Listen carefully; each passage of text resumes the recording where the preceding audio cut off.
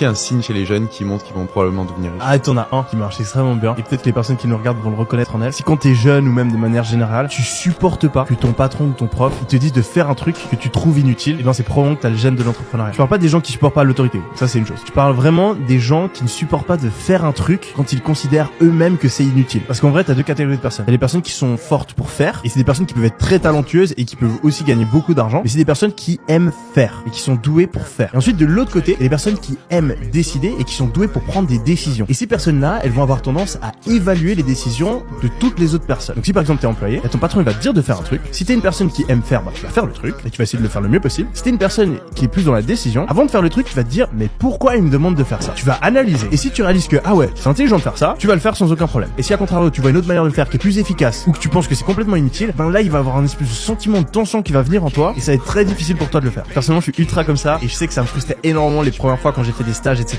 J'allais tout le temps vers le manager, mais on peut pas faire comme ça plutôt. Et souvent dans les grandes sociétés ça passe pas. Donc toutes les personnes qui ont souvent ce sentiment, moi ce que je leur recommanderais de faire, c'est peut-être d'essayer de lancer leur propre projet ou en tout cas de se diriger vers une carrière où ils ont la capacité de prendre des décisions.